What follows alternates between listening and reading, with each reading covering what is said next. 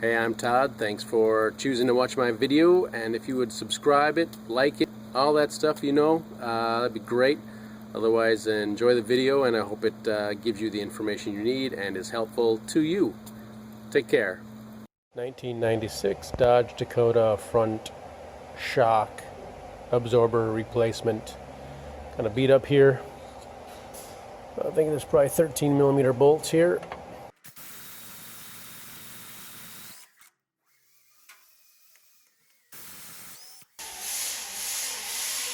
Two bolts, then we'll go up top. Do the same for the other side. Probably a good idea to replace them in pairs.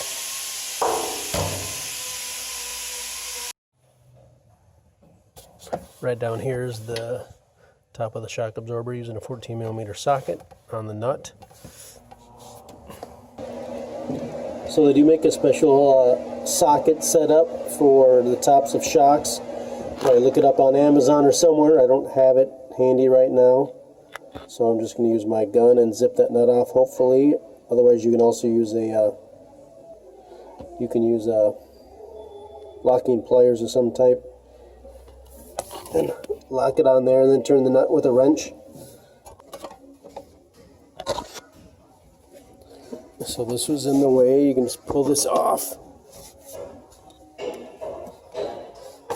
Just grab underneath it. One other trick learned in school too is a socket, if you have the space on the job you're working on. Socket and extension.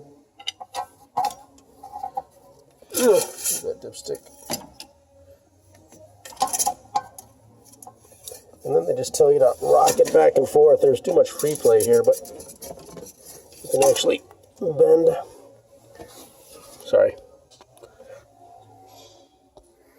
So we've got a long extension on here, and maybe it doesn't need to be that long, but you can actually rock it back and forth and break off the stainless steel or hardened steel center shaft.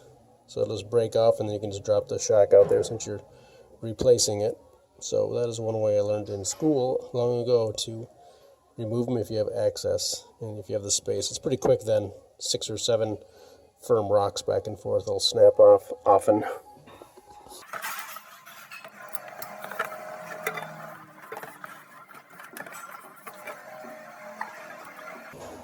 I think I'm too weak.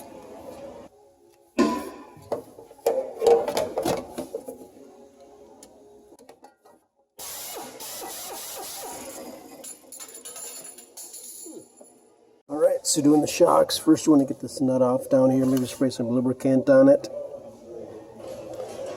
They make special tools for taking the nuts off. It'll lock onto the top stud part. It's got 2 flat spots on it, and then the nut. We're just going to use a 14mm and probably zip it off with a gun. First step.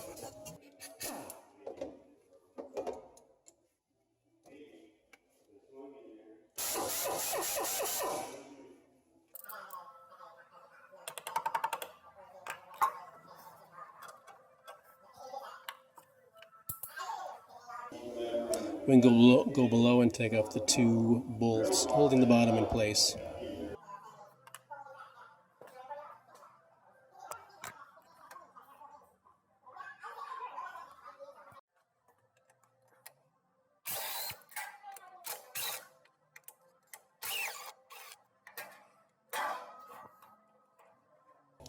$13mm. That should slide down.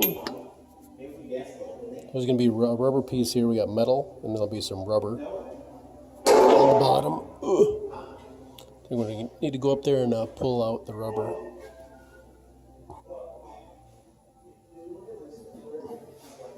That's removing your shock. 96 Dodge Dakota. Here's the old original piece I pulled out. There's also probably a metal shaft, or was a metal sleeve on here somewhere. It's not there. Here's our new one. Piece of metal, piece of rubber, and we'll install this in there. Once it's installed, we'll put another rubber piece down and put this on there, and a nut. Sometimes you feel like a nut. Bow, bow. Sometimes you don't. Leave that off. Put it right there, ready to go.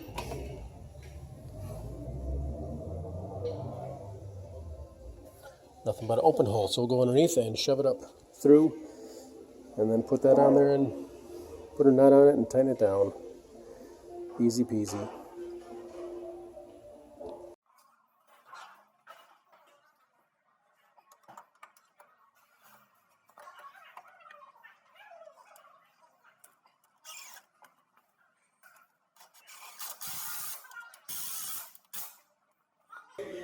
We'll do the same for both sides, and we'll go up top and put the nut on after the bushing and washer are on. So for me, the metal hole down there is pretty big, so I'm using this larger lipped S side, and I'm going down. So just make sure the one going up is kind of centered in the hole. Just push the shock as needed to center it.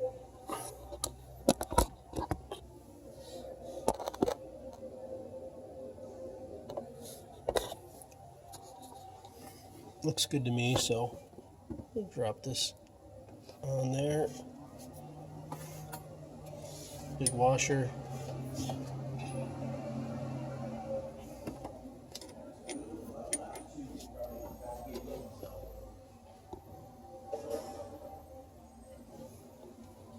Locking washer. It's got some plastic in here to lock it in place.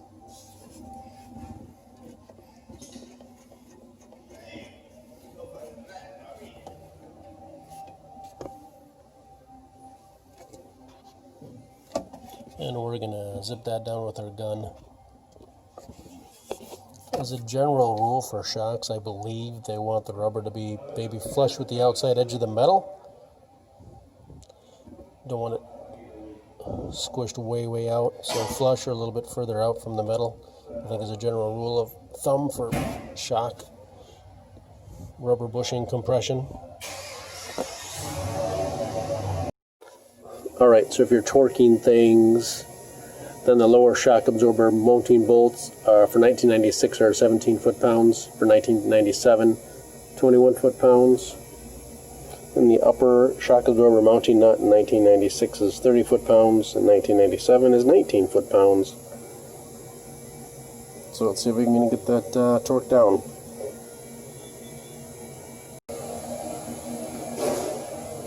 Change nut sizes. That's probably a 16 millimeter.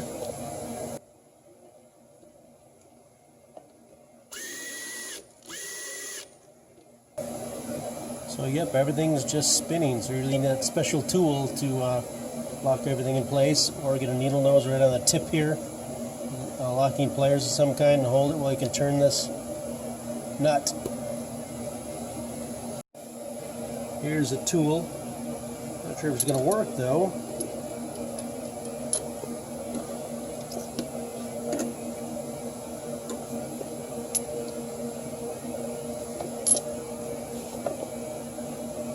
It's got the end, maybe that fits on there. There we go. At least that fits on there. But my piece is too small, it doesn't fit on there, but I could maybe hold it and use a wrench. Use a wrench and hold the nut, and then turn this, and that'll force the nut on.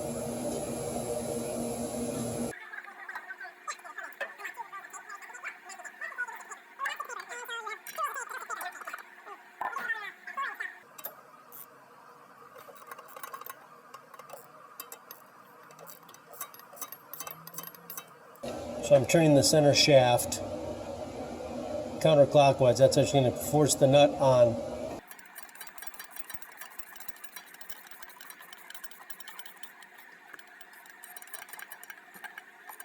And getting pretty tight, so put the torque wrench on there and torque it somehow down, maybe with a crow's foot. Otherwise, just tighten it down. It'll be fine. It's got a locking nut on it, so we'll get it down until it's hard to turn. Hard to turn, maybe a little bit more, and then you're probably going to be good.